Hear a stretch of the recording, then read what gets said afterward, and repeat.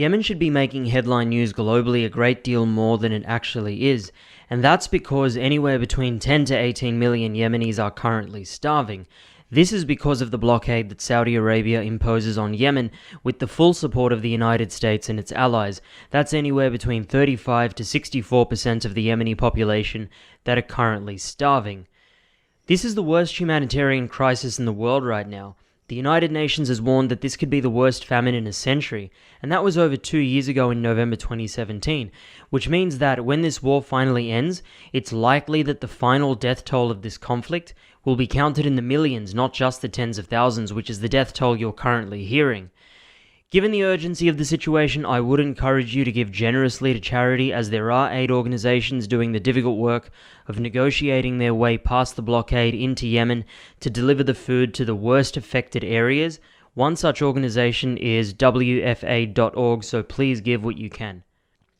In this video, I will cover the events leading up to the Saudi aggression against Yemen that began in March 2015. Before the First World War, Yemen was occupied by two empires. The Ottoman Empire controlled the north, while the British Empire controlled the south. Then during the First World War, the Arabs rose up in rebellion against Ottoman imperial rule with the support of the British Empire, in accordance with the principle that an enemy's enemy is a friend.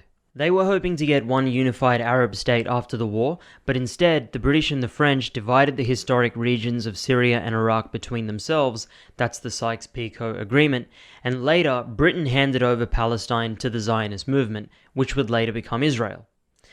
In Arabia, the British supported the Saudis. To quote Winston Churchill, the Saudis hold it as an article of duty as well as of faith to kill those who do not share their opinions and to make slaves of their wives and children.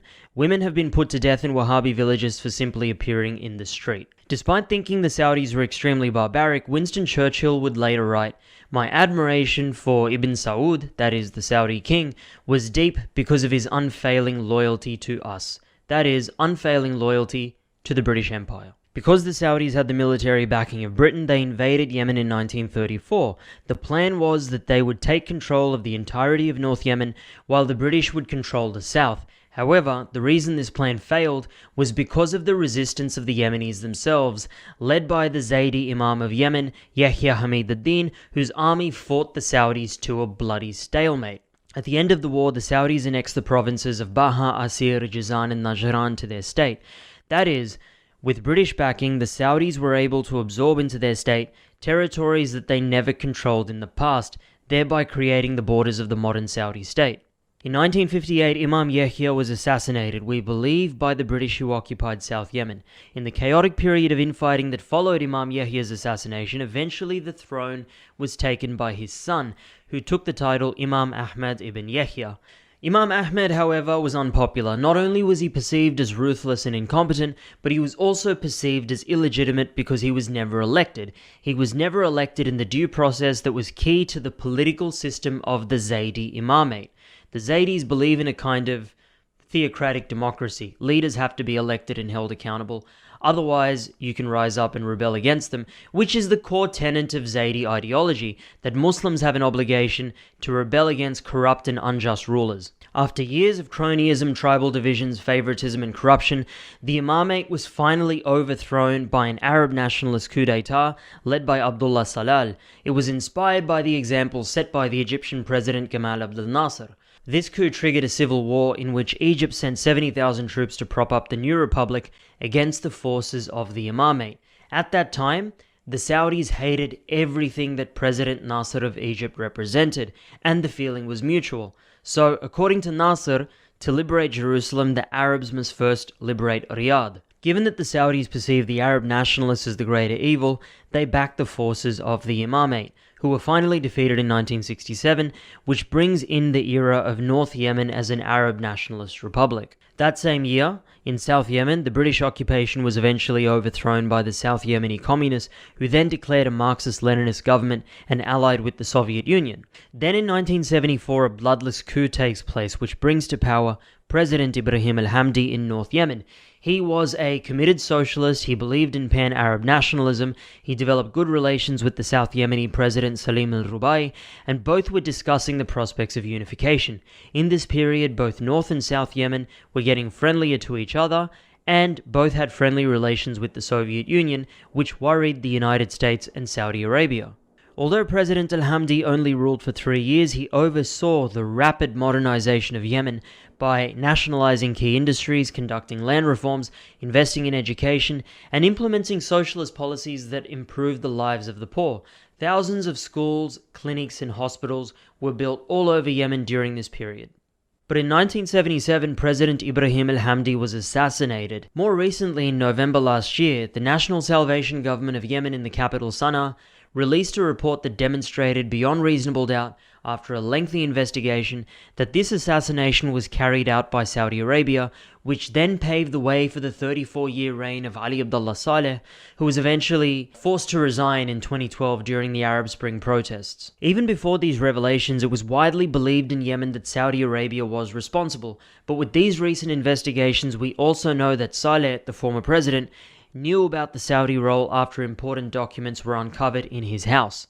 Under Ali Abdullah Saleh, Yemen stopped developing. Cronyism and corruption took over. The elites began investing their money in Saudi Arabia rather than at home, and by this process the Yemeni people were transformed into a pool of cheap labor for the Saudi economy, not only as workers but also as mercenaries.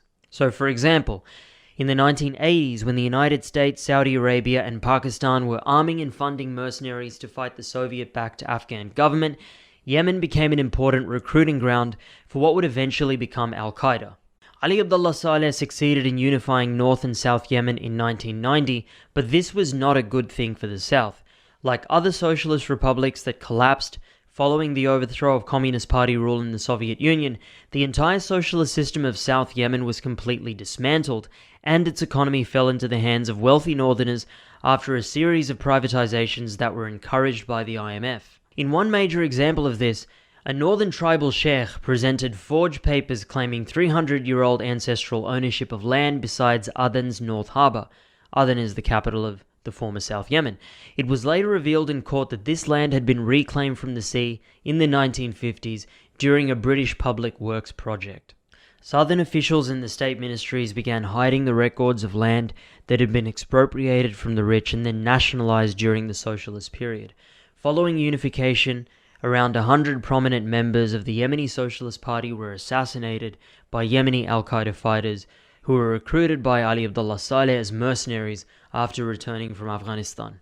According to Ali Salim al-Baid, the leader of the Yemeni Socialist Party, after bin Laden returned from Afghanistan to Sana'a, following the establishment of a unified Yemen, all resources were made available to him so that he could act freely. He actually formed Al-Qaeda cells, and 150 of our senior members from the former Socialist Party were assassinated. In 1993, despite the fact that North Yemen contained around 82% of Yemen's population, whereas the South contained the remaining 18%, and despite the fact that Ali Abdullah Saleh was engaged in a campaign of terrorism against them, the Yemeni Socialist Party actually performed quite well. They won roughly 18% of the seats in parliament, which is roughly South Yemen's population relative to the total population of Yemen. In 1994, realizing that Ali Abdullah Saleh was collaborating with Al-Qaeda to physically exterminate them, the Yemeni Socialist Party withdrew from the government and declared the restoration of South Yemen, which resulted in a civil war, which the North won with overwhelming brutality. When the Southern Socialists were being massacred by the Saleh regime, did anyone speak out for them? One of the parties that opposed Saleh's war against the Southern Socialists was Hizb al-Haq, which was a minor political party that counted among its members a man named Hussein al-Houthi. For opposing Saleh's war against the South, that too as a member of the Yemeni parliament, Hussein al-Houthi and his party became targets of persecution. That same year, Hussein al-Houthi founded a political organization called the Believing Youth, which sought to revive Zaydi theology within the framework of Yemeni Arab nationalism in order to counter Wahhabism, which had the immense financial backing of Saudi Arabia. This organization would eventually become Ansarullah in 2004, also known as the Houthis. Very briefly, what is Zaydism? Within Islam, Zaydis are often described as the Sunnis of the Shia and the Shia of the Sunnis, or even as a separate branch of Islam altogether.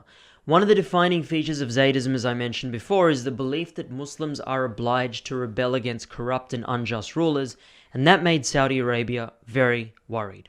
Despite Ansarullah attempting to function as a peaceful political party, President Ali Abdullah Saleh nonetheless accused Hussein al-Houthi of trying to overthrow the government of Yemen with help from Iran. A bounty of $75,000 was placed on his head, and in September 2004, Sayyid Hussein al-Houthi was brutally murdered together with 20 of his supporters in Sa'da, which is his home province.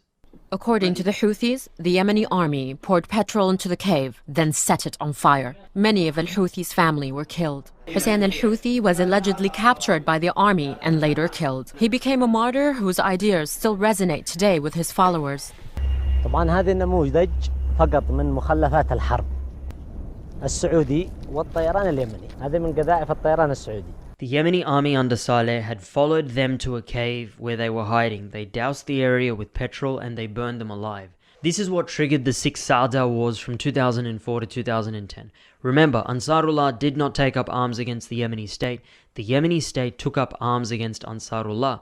This is important to remember because the media often says that Ansarullah, or the Houthis as they're popularly known, are rebelling against the Yemeni state, that they are Iranian-backed rebels, but this is not true.